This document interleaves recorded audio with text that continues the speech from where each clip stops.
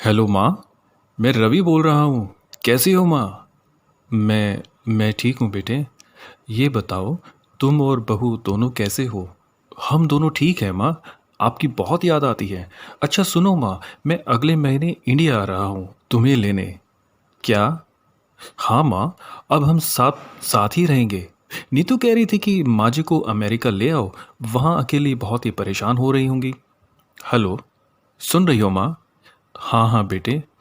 बूढ़ी आंखों से खुशी की अश्रुधारा बह निकली। बेटे और बहू का प्यार नस नस में दौड़ने लगा। जीवन के 70 साल गुजार चुकी सावित्री ने जल्दी से अपने पल्लू से आंसू पोंछे और बेटे से बात करने लगी।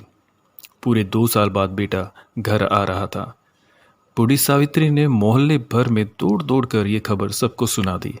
सभी खुश थे कि चलो बुढ़ापा चैन से बेटे और बहू के साथ गुजर जाएगा। रवि अकेला आया था। उसने कहा कि माँ हमें जल्दी ही वापस जाना है, इसलिए जो भी रुपया पैसा किसी से लेना है वो लेकर रख लो, और तब तक मैं किसी प्रॉपर्टी डीलर से मकान की बात करता हूँ।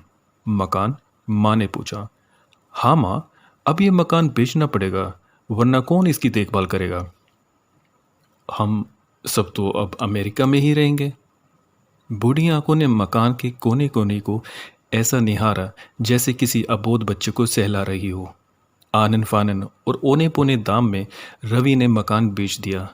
सावित्री देवी ने वो जरूरी सामान समेटा जिससे उनको बहुत लगाव था। रवि टैक्सी मंगवा चुका था। एयरपोर्ट पहुंचकर रवि ने कहा, माँ तुम यहाँ बैठो, मैं अंदर जाके सामान की जांच और बोर्डिंग और वीजा का काम निपटा लेता हूँ। ठीक है बेटे। सावित्री देवी वही पास की बेंच पर बैठ गई। काफी समय बीत चुका था। बाहर बैठी सावित्री देवी बार बार उस दरवाजे की तरफ देख रही थी जिसमें रवि गया था, लेकिन अभी तक बाहर नहीं आया। शायद अंदर बहुत भीड़ होगी, सोचकर बूढ़ी आंखें फिर से टकक की लगाए देखने लगी। अंधेरा हो चुका था। एयरपोर्ट के बाहर गहमा गहमी कम हो चुकी थी। माँ जी, किससे मिलना है? एक कर्मचारी ने वृद्धा से पूछा। मेरा बेटा अंदर गया था टिकट लेने, वो मुझे अमेरिका लेकर जा रहा है, सावित्री देवी ने घबरा कर कहा। लेकिन अंदर तो कोई पैसेंजर नहीं है। अमेरिका जाने वाली फ्लाइट तो दोपहर में ही चली गई। क्या नाम था आपके बेटे का? कर्मचारी ने सवाल किया। रवि। सावित्री के चेहरे पे चिंता की लकीरें उभर आई। कर्मचारी अंदर गया और कुछ देर के बाद बाहर आकर बोला, माँ जी, आपका बेटा रवि तो अमेरिका वाली फ्लाइट से कब का जा चुका। क्या? वृद्धा की आंखों से आंसुओं का सैलाब फूट पड़ा।